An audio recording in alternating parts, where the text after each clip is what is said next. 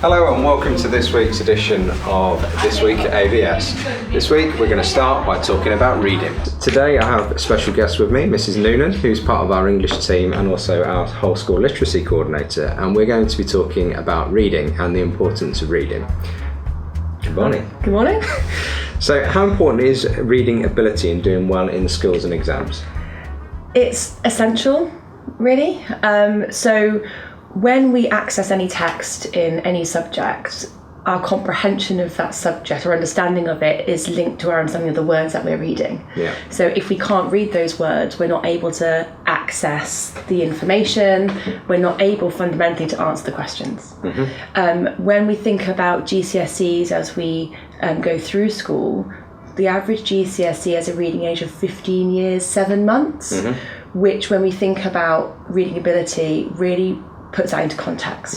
So the better our children can read, the more chance they have of succeeding in GCSEs, and therefore the more chance they have of succeeding in life generally. Okay.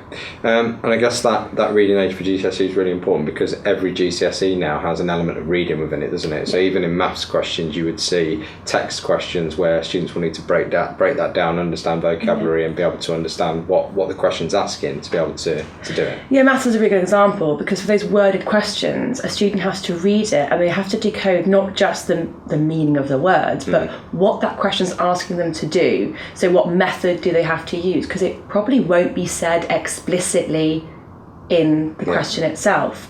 So it's not just the understanding, it's then the application of that they'll have to kind of comprehend in the moment. Okay, thank you.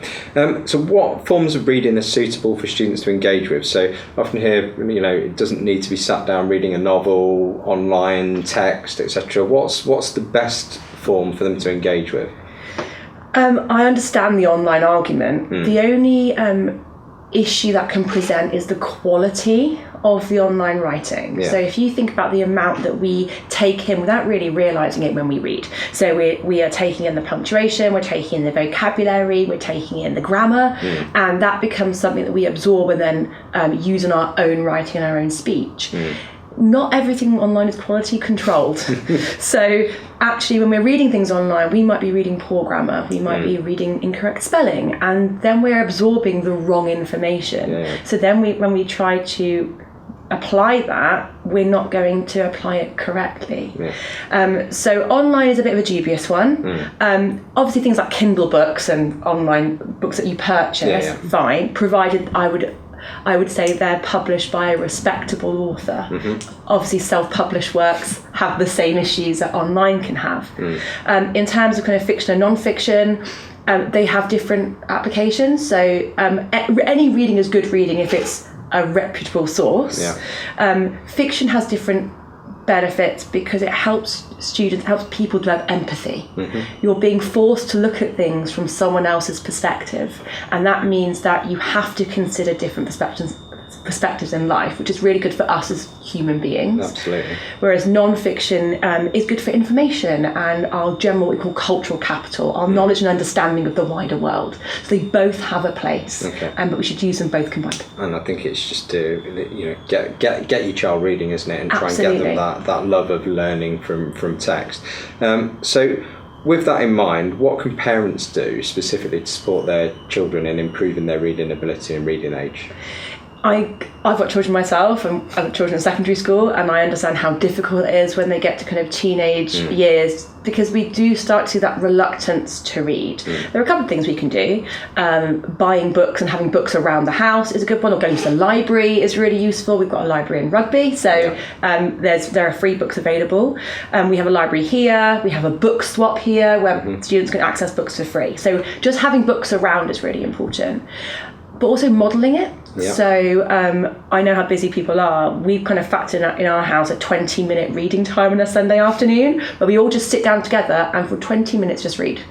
And it's just to show that we do it too, and just to try and build that into our schedules, so that we're not expecting something of students that our children that we can't do ourselves, but really pushing it and having that as an expectation, limiting screen time, as unpopular as that is, because it's not great for the mental health, whereas reading has got proven benefits for the mental health. So the more they can read rather than be on a screen, the better for them overall. So the more we can push that and model it, the better. Okay.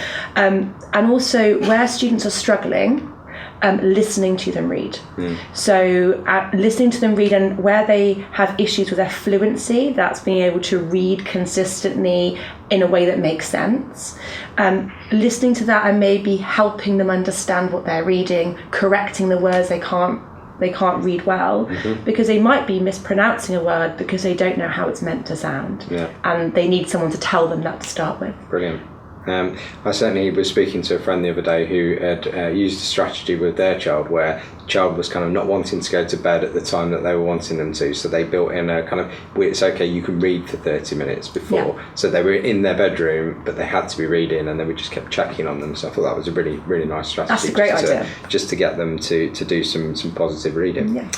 So what are we doing in school to identify and improve students? Just tell parents a little bit about what we're doing at Avon Valley to try and improve and help students with their reading ages.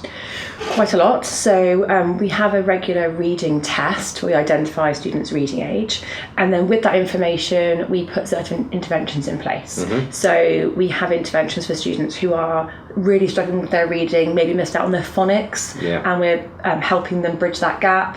And then students who are a little bit further along, we have other interventions in place, like something called lexonic, which is where we teach students the root words, the prefixes and the suffix, and so they can decode, which means break down words for understanding, as well as kind of comprehension and key skills interventions. For students who maybe aren't at that level but are still struggling, we have a whole school reading strategy, and that takes into consideration tutor reading. So that's tutors reading to pupils so that pupils can hear good quality reading so they can replicate it themselves, as well as CPD. So teachers being specifically taught and trained on what it means to read well, what that looks like, and how we can support reading in lessons, so that it's a all-encompassing approach to reading to really support students at all levels. And that continuing professional development happened recently again, didn't it? Where recapping on the whole school reading model and helping teachers to understand what they should be doing in lessons to support reading. And identifying what that sounds like. So it's not easy to identify what a good reader sounds like. So we gave some examples just to show that just because a student can read a word doesn't mean they're understanding it. And that's something that as adults, that teachers and parents also need to understand, that saying a word isn't the same as understanding it. So those questioning around text is really important too. Okay, well, thank you very much for coming along today and giving our parents a little bit more information about reading. We'd encourage our parents to support your child at home to help them improve their reading age. Thank you. Thank you. Our Year 11s this week have been taking part in mock interviews to get them ready for the world of work.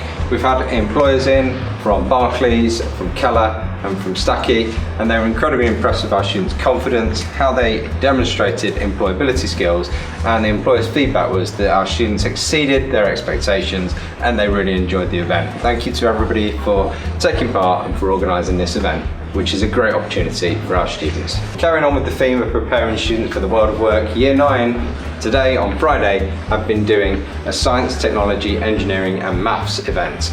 We've got an employer in who's working with students in the field of STEM to help them develop vital skills, again, to take on into the future.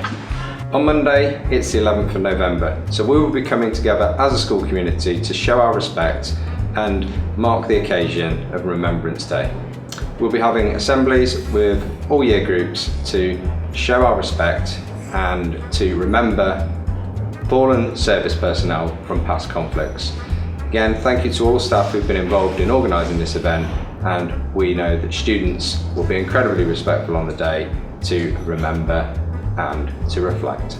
Next week, on Friday the 15th of November, it will be Children in Need. We will have a non-uniform day on this day, and Year 11 students will follow the tradition of having the opportunity to dress up for the day and have a bit of fun. Money that we raise for Children in Need will be going 60% to Children in Need and 40% to our other charity, our J Foundation. Again, you can donate for these by logging on to the school portal, or students can bring a small amount of cash for a donation on the day, which can be given to their tutor in the morning. Hope that you've enjoyed this week's edition of This Week at AVS. Again, a really busy week, but a really positive one at the amazing Avon Valley School.